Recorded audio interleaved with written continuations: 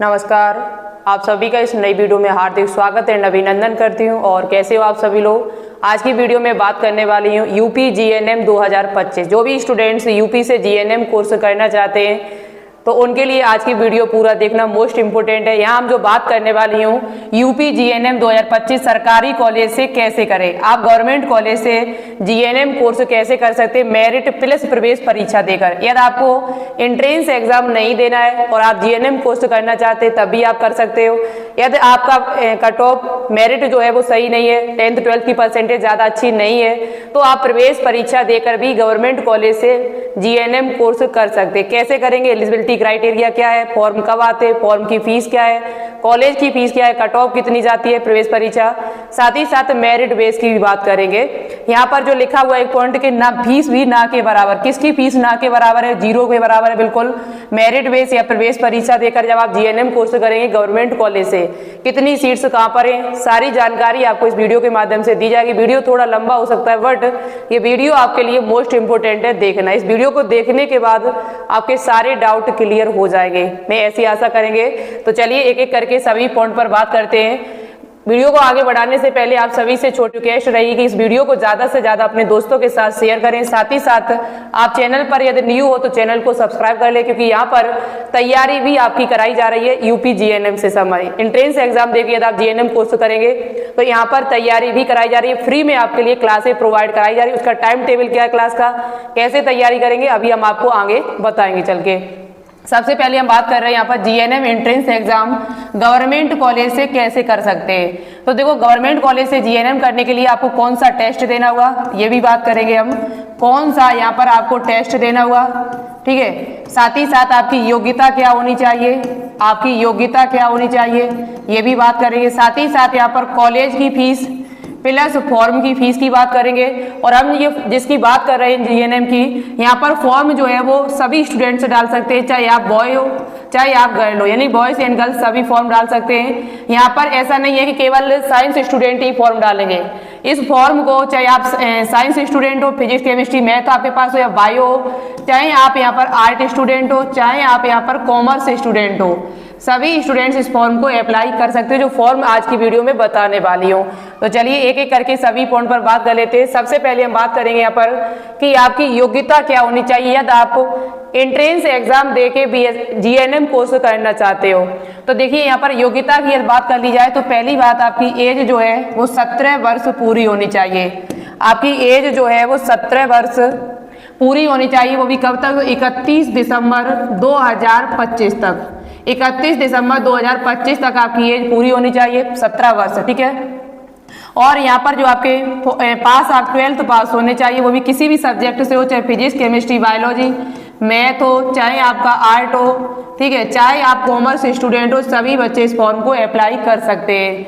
यहाँ पर girls and boys form को अप्लाई कर सकते हैं, इस बात को याद रखें। पेपर भी जो आपका आता है वो हिंदी इंग्लिश दोनों भाषाओं में आता है। 17 वर्ष आपकी एज पूरी होनी चाहिए। 31 दिसंबर 2025 कहने का अर्थ है कि 2008 है तो भी आप फॉर्म डाल सकते हैं, 2008 से कम है तब भी आप फॉर्म को डाल सकते हैं, ठीक है। यहाँ पर बात की जाए कि आपकी फिजिक्स केमिस्ट्री बायोलॉजी मैथ है तो भी आप फॉर्म डाल सकते हैं। 12th आपने पास किया हो, इस बात को ध्यान रखें। यहाँ पर एक बात और याद रखना है, इस सब्जेक्ट के साथ साथ आपके पास इंग्लिश सब्जेक्ट भी होना चाहिए। इंग्लिश सब्जेक्ट भी नेसेसरी है, आपके पास होना चाहिए, तभी आप इस फॉर्म को अप्लाई कर सकते हैं। चलिए अब आकर बात करते हैं यहाँ पर कि इसमें देखो, पहली बात यहाँ पर जीएनएम की तो बात करेंगे हम, लेकिन जीएनएम यदि आप कोर्स नहीं आपको मिल पाता ये एग्जाम देकर तो आप क्या करेंगे, यहाँ पर जीएनएम के अलावा बी फार्मा और एएनएम जैसे कोर्स भी कर सकते हैं। कहाँ से करेंगे वो अभी हम बता देंगे। यहाँ लिखा हुआ है eligibility criteria, intermediate 10th plus 12th, intermediate 10+2 physics chemistry आपके पास है, बायोलॉजी और इंग्लिश सब्जेक्ट तो होना ही चाहिए, पीसीबी, साथ ही साथ इंग्लिश सब्जेक्ट आपके पास होना चाहिए। तो आप यहाँ से डी फार्मा, जीएनएम, एएनएम तीनों में से कोई भी कोर्स कर सकते हैं। यहाँ पर intermediate 10+2 physics chemistry mathematics and English, आपके पास फिजिक्स केमिस्ट्री बायोलॉजी मैथ है, मैथ यदि आपके पास है, साथ ही साथ इंग्लिश सब्जेक्ट है तो 12th क्लास में तो आप यहाँ पर भी B Pharma, GNM, ANM course कर सकते हैं कोई भी। आर्ट कॉमर्स वाले स्टूडेंट अदर कोई स्ट्रीम है as mention in information browser. Please ensure that only vocational study in healthcare science is eligible for GNM and ANM. Vocational study in any other stream is not eligible for GNM and ANM. यहाँ पर थोड़ा मेरी बात को ध्यान से सुनना, जो बच्चे यहाँ पर GNM या ANM कोर्स करना चाहे, बी फार्मा तो नहीं मिलेगा कॉमर्स आर्ट वालों को, बट यदि आप आर्ट स्टूडेंट हो, कॉमर्स स्टूडेंट हो, तो GNM या ANM में से कोई भी एक कोर्स कर सकते हैं। उसके लिए आपके पास जो सब्जेक्ट यहाँ होना चाहिए कॉमर्स में, वो यहाँ पर हेल्थ केयर साइंस होना चाहिए। इसके अलावा कोई अदर स्ट्रीम है तो आप यहाँ पर एलिजिबल नहीं है। ऐसे बहुत सारे बच्चे पिछली ईयर भी फॉर्म डाला था लेकिन उनको सीट नहीं मिली थी, एग्जाम भी दे आए, फीस भी उनकी जमा करा ली गई थी लेकिन उनको सीट नहीं मिली हुई थी। तो इस चीज को थोड़ा ध्यान से देखना, ये बहुत इंपॉर्टेंट है आपके लिए। तो मैंने इतनी बात आपकी क्लियर कर दी। अब यहाँ पर बात करते हैं पेपर पैटर्न क्या है इसका, किस फॉर्म की हम बात कर रहे हैं वो अभी आपको आगे बता दिया जाएगा। यहाँ पर पेपर जो आपका, जो बच्चे साइंस स्टूडेंट हैं जिनके पास फिजिक्स, केमिस्ट्री, बायोलॉजी या मैथ सब्जेक्ट है, उनके एग्जाम में क्वेश्चन क्या पूछे जाते हैं जीएनएम या एएनएम बी फार्मा के लिए। तो भौतिक विज्ञान के 33 क्वेश्चन, रसायन विज्ञान के 33, जीव विज्ञान या मैथ के यहाँ पर 34 क्वेश्चन आपसे पूछे जाते हैं। टोटल आपके क्वेश्चन 100 होते हैं। 100 में से जो आपका एक क्वेश्चन का 1 नंबर आपको दिया जाता है। यहाँ पर किसी प्रकार की कोई निगेटिव मार्किंग यहाँ पर नहीं है, किसी प्रकार की कोई निगेटिव मार्किंग नहीं है। पेपर आपका जो है वो हिंदी और इंग्लिश दोनों भाषाओं में आपको देखने को मिलेगा। यदि आप आर्ट स्टूडेंट या कॉमर्स स्टूडेंट हो तो सामान्य हिंदी के 20 क्वेश्चन, सामान्य अंग्रेजी के 20 क्वेश्चन और सामान्य अध्ययन के यहाँ पर 60 क्वेश्चन आपसे पूछे जाते हैं। इस प्रकार से यहाँ पर भी आपको 100 क्वेश्चन पूछे जाएंगे। यदि आप आर्ट स्टूडेंट हो तो ये आपका पेपर पैटर्न है, और यदि आप मैथ या बायो आपके पास है तो मैथ की जगह पर बायो है तो 34 क्वेश्चन मैथ के या बायो के वहीं पर आपको चेंज हो जाएंगे। ऐसा नहीं है कि मैथ और बायो दोनों के ही क्वेश्चन आपसे पूछे जाएंगे, दोनों के नहीं पूछे जाएंगे। एक जो सब्जेक्ट आपके 12th क्लास में रहा है उसी से 34 क्वेश्चन आपके यहाँ पर पूछे जाएंगे। पेपर आप याद रखिए, पेपर आपका जो होगा वो हिंदी इंग्लिश दोनों भाषाओं में, लेकिन यहाँ पर सीबीटी बेस्ड पेपर होता है, कंप्यूटर बेस्ड टेस्ट होता है यहाँ पर। इस बात को थोड़ा ध्यान में रखें, कोई दिक्कत नहीं, ऑनलाइन एग्जाम देने में कतई दिक्कत नहीं है किसी प्रकार के। ये तो आपका पेपर पैटर्न है। या सिलेबस की बात कर ली जाए तो सिलेबस आपको क्या पढ़ना है, तो सिलेबस में आपको पढ़ना है 11th और 12th दोनों ही क्लास आपको पढ़ने, बट यहाँ पर पेपर जो सबसे ज्यादा आता है वो 12th क्लास से आता है, लगभग 70% पेपर जो है वो 12th क्लास से आता है। फिजिक्स, केमिस्ट्री, बायोलॉजी हो चाहे आपका मैथ हो, लेकिन आपको 11th भी पढ़ना है, वो भी एनसीईआरटी ही पढ़ना। एनसीईआरटी से बाहर या क्वेश्चन नहीं आता, इस बात को याद रखें। मैं कई साल से तैयारी करा रही हूँ, बहुत सारे बच्चे बायो में 34 में से 30+ क्वेश्चन सही करके आए। बहुत सारे स्टूडेंट्स वहां पर अभी प्रेजेंट टाइम पर पढ़ भी रहे हो, कुछ पढ़ के निकल भी गए, ठीक है, बी फार्मा, एएनएम, जीएनएम करके, बीआरआईटी जैसे कोर्स करके, ठीक है। तो यहाँ पर चलिए यहाँ पर आगे बात कर लेते हैं। अब यहाँ पर बात कर लेते हैं, यदि आप वहाँ पर हॉस्टल लेते हैं, यदि आपको कोर्स मिल जाता है और कोर्स लेने के बाद आप वहाँ पर हॉस्टल लेते हैं तो कितनी फीस लगेगी, हॉस्टल नहीं लेते हैं तो कितनी फीस लगेगी। देखो एंट्रेंस एग्जाम दे के यदि आप करोगे जीएनएम कोर्स तो आपको फीस भरनी पड़ेगी, और यदि आप मेरिट बेस कर रहे हैं तो आपको फीस नहीं देनी पड़ती है, वहाँ 0 फीस है आपकी। तो वो अभी हम आगे बताएंगे उनके फॉर्म कब आते हैं। यहाँ पर यदि आप हॉस्टल नहीं लेना चाहते हैं तो आपको क्या करना है, गर्ल्स एंड बॉयज दोनों के लिए हॉस्टल की व्यवस्था है, कोई दिक्कत नहीं, गवर्नमेंट कॉलेज है आपका ये। यहाँ पर फीस यदि आप डिग्री कोर्स मिल रहा है, आपको बी फार्मा मिल रहा है तो आपसे 36,400 रुपए लगेंगे। यदि आपको वहां पर जीएनएम या एएनएम में से कोई भी कोर्स मिल रहा है तो आपसे 25,000 रुपए 1 साल के लिए जाएंगे। ये कितने साल के हैं, ये 1 साल की फीस है आपकी 25,000 रुपए।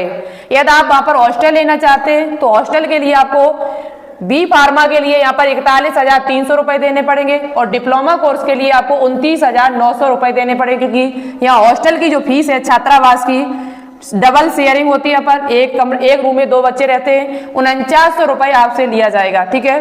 कॉशन मनी जो होती है वो याद रखें, कॉशन मनी रिफंडेबल होती है, प्रवेश के समय तो ले ली जाएगी आपसे 10,000 रुपए, लेकिन ये फीस आपकी वापस कर दी जाती है। बाकी की फीस या प्रशिक्षण शुल्क है, और यहाँ पर प्रवेश के समय 2,000 रुपए आपसे लिए जाते हैं।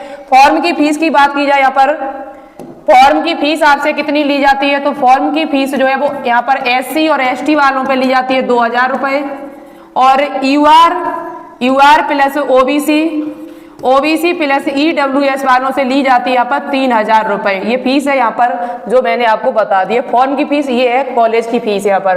अब ये हम बात किसकी कर रहे थे और ये फॉर्म आपके कब आएंगे, तो ये बात हम कर रहे थे UP उत्तर प्रदेश उत्तर प्रदेश आयुर्विज्ञान विश्वविद्यालय सैफई इटावा। बहुत सारे बच्चे इस कॉलेज से पहले से परिचित भी हैं। ये इसे UPUMS के नाम से जाना जाता है। यहाँ पर जो टेस्ट आपका कराया जाता है वो CP नेट के नाम से, combined paramedical nursing entrance test के नाम से ये पेपर होता है। ये फॉर्म पिछले ईयर जो आपके आए थे वो 24 जून को आ गए थे। 24 जून को आपके फॉर्म आए थे और जुलाई में आपका पेपर जो है वो करा लिया गया था। 9/7/2024 तक फॉर्म आपके पड़े हुए थे। यहाँ पर याद रखें, पेपर फॉर्म आने के बाद लगभग 15 दिन में आपका पेपर करा लिया जाता है। तो आप मान के चलिए कि जून महीने में आपके फॉर्म आ जाएंगे और लगभग जून लास्ट तक आपका पेपर भी करा लिया जाता है। ठीक है, जैसे 15 जून को आ जाते हैं तो जुलाई लास्ट में आपका पेपर हो जाता है। CP नेट के नाम से पेपर होता है, ऑनलाइन पेपर होता है। इसके सेंटर कहाँ जाता है, सेंटर की भी बात कर ली जाए तो सेंटर जो है इसका वो अलग अलग डिस्ट्रिक्ट में जाता है। जो आपके पास में डिस्ट्रिक्ट पड़ती है वही डिस्ट्रिक्ट अपनी भर दे, वहीं पर आपका सेंटर जाएगा। ऐसा नहीं है कि सैफई या इटावा में ही रहे। सैफई इटावा में तब रहता था जब यहाँ पर ऑफलाइन पेपर कराया जाता था, अब नहीं है। अब अलग अलग जगहों पर सेंटर इसका जाता है। ये फॉर्म आपके जो है वो UPMS CP नेट के नाम से आते हैं, जो सैफई पैरामेडिकल के नाम से भी जाना जाता है। ये फॉर्म आप भरेंगे कहाँ से, तो आप गूगल पे जाएंगे, वहां सर्च करेंगे UPUMS। जब ये फॉर्म आपके आ जाएंगे तो मैं आपको फॉर्म भरना, फॉर्म कैसे भरा जाएगा, क्या प्रोसेस है, पूरी जानकारी आपको आगे भी मिलती रहेगी मेरे द्वारा, जो बिल्कुल सटीक जानकारी होगी। और मैं कई साल से इस पे काम भी कर रही हूँ। मैं खुद यहाँ पर UPUMS CP नेट सिलेक्टेड हूँ। मुझे पता है कि एग्जाम में किस प्रकार के क्वेश्चन पूछे जाते हैं। मैं यहाँ पर सिलेक्टेड हूँ, मैं एग्जाम दे चुकी हूँ उसका CP नेट का, तो मुझे पता भी है। तो आप मेरे से विश्वास कीजिए बस और अपनी तैयारी करते रहिए। 100% आपका सिलेक्शन होगा। जो भी पढ़ाया जा रहा है उसे बार बार आप रिवाइज करिए, डेली क्लास अटेंड करिए। तो हम यहाँ पर क्लास का टाइम टेबल भी आपको बता देते हैं। क्लास आपकी कब चलती है, वो भी फ्री में आपके लिए क्लासेस चलाई जा रही है। कोई चार्ज आपसे नहीं लिया जा रहा है। ठीक है, यूट्यूब पर ही क्लास चलती है हमारे, इसी यूट्यूब चैनल पर बायोलॉजी विद्यार्थी पर, जिसपे फ्री में आपके लिए चलाई जा रही है, वो भी अलग अलग सब्जेक्ट की। यहाँ पर बात की जाए बायो की क्लास कब चलती है, तो बायो क्लास डेली आपकी 3 बजे चलती है, वो भी चैप्टर वाइज। 12th क्लास में कंप्लीट करा चुकी हूँ, उसका रिवीजन चल रहा है संडे टू संडे। और यहाँ पर 11th क्लास मैंने स्टार्ट कर दिया, जिसमें एक चैप्टर कंप्लीट भी हो चुका। 2nd चैप्टर आपका चल रहा है cell cycle and cell division का। सेल बायोलॉजी हम कंप्लीट करा चुकी हूँ। बायो के बाद आपकी फिजिक्स और केमिस्ट्री की बात की जाए तो ये दोनों क्लासें आपको 3 दिन फिजिक्स 3 दिन केमिस्ट्री अभी फिलहाल में चल रही है, लेकिन आगे चल के ये आधी मतलब अलग अलग कर दी जाएगी।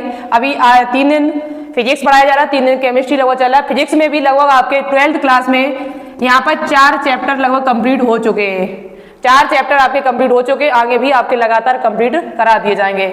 और कोशिश हमारी यही रहेगी, जब तक आपका एग्जाम होगा तब तक फिजिक्स और केमिस्ट्री दोनों को कंप्लीट करा दिया जाएगा।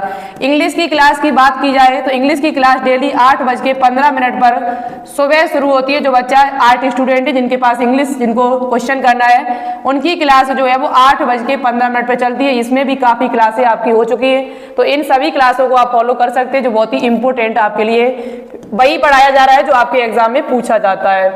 अब यहाँ पर हम बात कर लेते हैं, यदि आपको GNM कोर्स एंट्रेंस एग्जाम देके नहीं करना है, आपकी कट ऑफ बहुत ही अच्छी है, परसेंटेज बहुत ही अच्छी है, आपकी 10th 12th में नंबर बहुत अच्छे आए हुए हैं, तो आप मेरिट बेस भी यहाँ से GNM कोर्स कर सकते हैं यूपी से। कितने कॉलेज है, फीस क्या है, एलिजिबिलिटी क्राइटेरिया क्या है, चलिए मैं आपको बता देते एक एक करके सभी की। तो यहाँ पर देखिए, ये GNM जो कोर्स है वो आप सभी को पता है, ये 3 साल का कोर्स है, 3 वर्ष का ये कोर्स है। 9 राज्य की प्रशिक्षण केंद्रों पर उपलब्ध 453 सीट्स है। यहाँ GNM की बात की जाए तो सीटों की संख्या यहाँ पर कितनी है, UPUMS में GNM की सीटें कितनी है, तो 60 सीटें, इस बात को याद रखें। GNM की 60 सीटें, ANM की 50 सीटें वहां पर है, और B फार्मा की वहां पर 60 सीट, 60 120 और 120 और 50 170 के करीबन आपकी सीट यहाँ पर पहुंचती है, कहाँ पर, CP नेट के जरिए। लेकिन यहाँ 453 सीट से, इसके लिए फॉर्म आप किस वेबसाइट से भरेंगे, तो dgmhup.gov.in। बहुत सारे बच्चे ये कहते हैं फेक न्यूज है, मेरे पास कमेंट आते हैं कि मैम ये फेक न्यूज है, ऐसा कोई फॉर्म नहीं आता है। तो आप इस विचार को अपने दिमाग से निकाल दो। मैं आपको फेक न्यूज क्यों देंगे, मेरा टाइम इतना ज्यादा मेरे पास नहीं है जो मैं आपके लिए फेक वीडियो बनाएंगे, फालतू की वीडियो बनाएंगे, ऐसा नहीं है बेटा।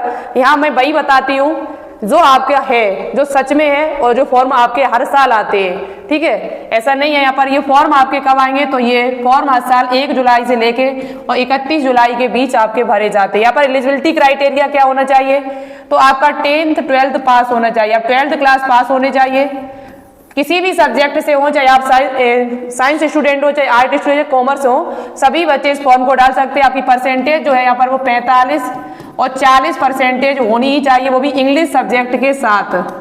इंग्लिश सब्जेक्ट के साथ ये परसेंटेज आपकी जरूर होनी चाहिए, तभी आप इस फॉर्म को अप्लाई कर सकते हैं। ठीक है, अंग्रेजी विषय में 40% अंक होना अनिवार्य है। यहाँ पर आपके अंग्रेजी विषय में यहाँ पर 40 नंबर होने चाहिए। 100 का पेपर होता है, तो 100 में से 40 नंबर आपके होने चाहिए, तो आप इस फॉर्म को अप्लाई कर सकते हैं, अन्यथा इस फॉर्म को अप्लाई नहीं कर सकते। ठीक है, ये मेरिट बेस के फॉर्म की बात की है मैंने।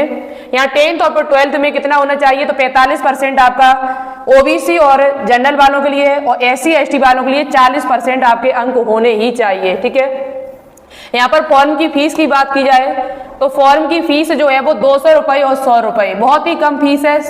200 रुपये यहाँ पर है सामान्य वर्ग के लिए, और अनुसूचित जाति जनजाति तथा अन्य पिछड़ा वर्ग के लिए यहाँ पर 100 रुपये फीस निर्धारित की गई है। यहाँ पर याद रखें, यहाँ सीटों की संख्या जो है, सीटों की संख्या की यदि बात की जाए तो सीट यहाँ पर आपकी थोड़ा वितरित है। ऐसा नहीं है कि सभी सीट्स गर्ल्स एंड बॉयज के लिए है। यहाँ पर कुछ सीटें जो है वो पुरुषों के लिए हैं, कुछ सीटें आपकी ANM कार्यकर्ता जो आशा संघनी आशा कार्यकर्त्री उनके लिए यहाँ पर हैं। 10% सीटें 453 में से 10% जो सीटें हैं वो केवल यहाँ पुरुषों के लिए हैं, सीट पुरुष अभ्यर्थियों के लिए। 15% सीटें जो है वो ANM कार्मिकों जिन्होंने उत्तर प्रदेश के स्वास्थ्य विभाग NHM के अंतर्गत कम से कम 5 वर्ष निरंतर कार्य किया है, उनके लिए ये सीट्स है यहाँ पर 15%, जिसकी कट ऑफ जो है बहुत ही कम जाती है, बहुत ही कम। ठीक है, यहाँ पर परंतु ये 15% सीटें ये नहीं भरी जाती हैं, तो बाकी के लोगों को दे दी जाती है, अनुसूचित जनजाति अन्य पिछड़ा वर्ग के श्रेणियों को ये सीटें दे दी जाती हैं। ठीक है, आयु सीमा कितनी होनी चाहिए, तो आप उत्तर प्रदेश राज्य के बाहर के आवेदकों को आरक्षण का लाभ नहीं दिया जाएगा।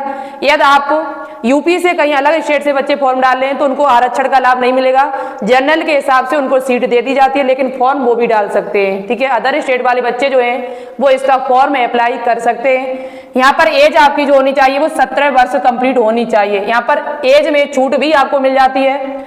SC ST वालों को 5 वर्ष की छूट मिल जाती है, जबकि ओबीसी वालों को भी यहाँ पर, जनरल और UR वालों को 3 साल की छूट यहाँ पर दे दी जाती है एज में। यहाँ पर आपकी परसेंटेज होनी चाहिए 10th और 12th के अनुसार। आपका जो चयन होगा, यहाँ पर जो सिलेक्शन होगा, यहाँ पर वो याद रखें, अभ्यर्थी हाई स्कूल एवं इंटरमीडिएट परीक्षा प्राप्त अंकों के प्रतिशत के औसत के अनुसार श्रेष्ठता सूची मेरिट के अनुसार किया जाएगा। आपका सिलेक्शन कैसे होगा, मेरिट के अनुसार, किसी प्रकार का कोई आपको एग्जाम नहीं देना होगा। ये वेबसाइट है जो आप यहाँ पर देख सकते हैं, इस वेबसाइट को अपनी कॉपी पे नोट डाउन कर ले, क्योंकि यहीं पर आपको फॉर्म भरना। अब बात करते हैं कि इसकी हॉस्टल और कॉलेज की फीस क्या है, हॉस्टल है या नहीं है, कॉलेज मिलता या नहीं मिलता, सीट कितनी है, कट ऑफ अभी बताएंगे आगे। तो हॉस्टल देखो, अभ्यर्थियों को प्रशिक्षण निःशुल्क प्रदान किया जाएगा। यहाँ पर जो भी आपको पढ़ाया जाएगा, लिखाया जाएगा, वो उसकी कोई फीस आपसे नहीं ली जाएगी, कोई फीस आपको नहीं दी जाएगी, साथ ही साथ दी जाएगी मेरिट उपलब्धता के आधार पर छात्रावास निःशुल्क उपलब्ध कराया जाएगा। छात्रावास यानी कि जो हॉस्टल है वो भी आपको निःशुल्क दिया जाएगा, उसकी भी कोई फीस आपसे नहीं ली जाएगी। लेकिन यदि हॉस्टल नहीं मिलता है, आवास व्यवस्था नहीं हो पाती है, तो फिर आपको स्वयं आवास व्यवस्था करनी होगी, और मेस मनी का जो खाना खर्चा है वो आपको स्वयं देना होगा। यहाँ पर अभ्यर्थियों को भोजन हेतु मेस मनी का जो खर्चा है वो स्वयं देना होता है।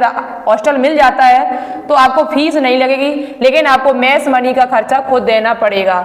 अब बात कर लेते हैं यहाँ पर कॉलेज आपके कौन कौन से ऐड हैं और कहाँ पर है, किसमें कितनी सीट्स है।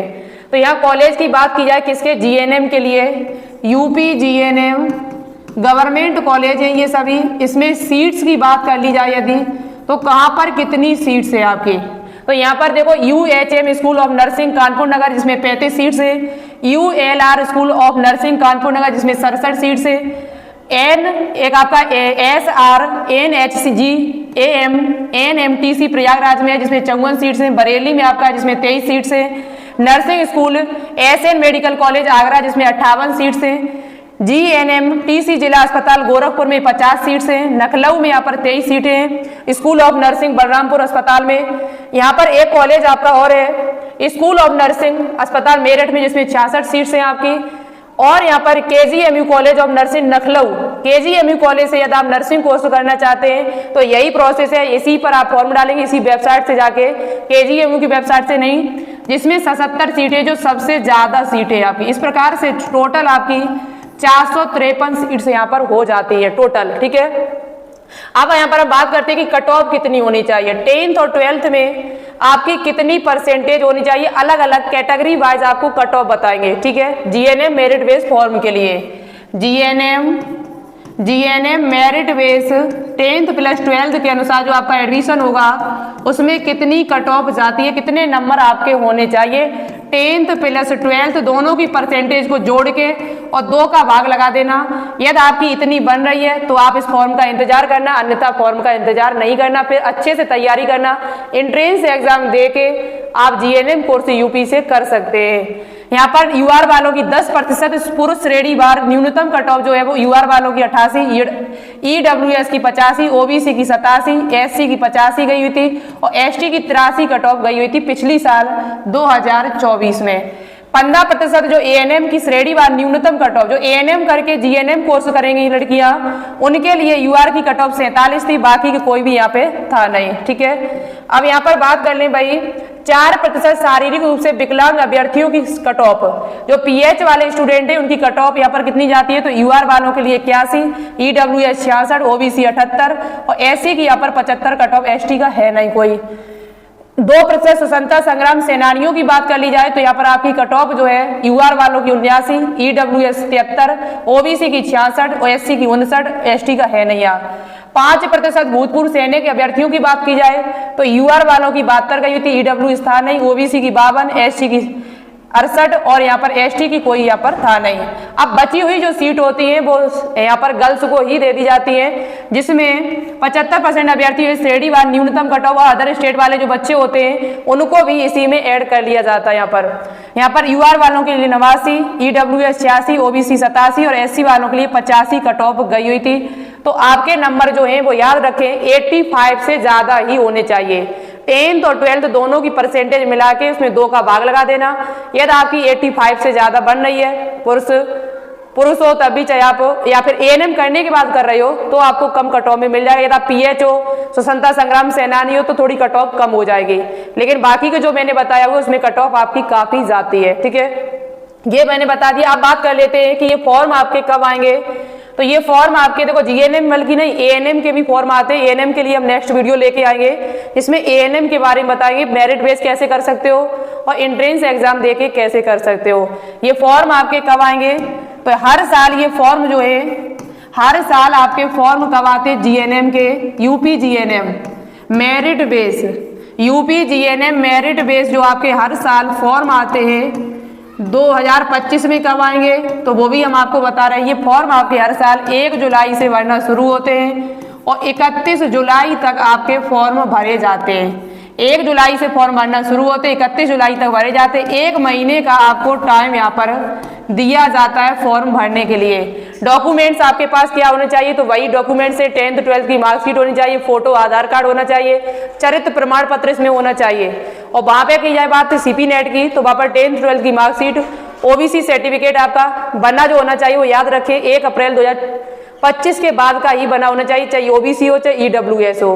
बाकी की फोटो आधार कार्ड 10th 12th की मार्कशीट, यही आपके सभी डॉक्यूमेंट्स लगते। फॉर्म आएंगे तो आपको डॉक्यूमेंट्स भी डिटेल से बता दिए जाएंगे। ये फॉर्म कब आएंगे तो 1 जुलाई से लेकर 31 जुलाई तक आपके भरे जाते हैं हर साल। और यहाँ पर सीपी नेट के फॉर्म कब आते हैं तो वो जून महीने में आपका फॉर्म आ जाएगा और जून शुरुआत में आ जाता है तो लास्ट जून तक आपका पेपर हो जाएगा और जून बीच में आएगा तो जुलाई में आपका पेपर करा लिया जाएगा 15 दिन बाद, ठीक है। ये थी जानकारी जो मैंने डिटेल से बताने की कोशिश की। वीडियो थोड़ा लंबा होगा बट वीडियो आपके लिए बहुत इंपॉर्टेंट। मैंने सभी डाउट क्लियर करने की कोशिश, फिर भी कोई डाउट बचा है जो मैंने नहीं बताया, मेरे दिमाग में नहीं आया तो आप कमेंट करके पूछिएगा, मैं उसका रिप्लाई देने की कोशिश करूंगी।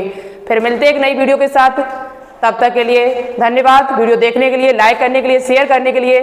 Thanks for watching this video. जय हिंद, जय भारत।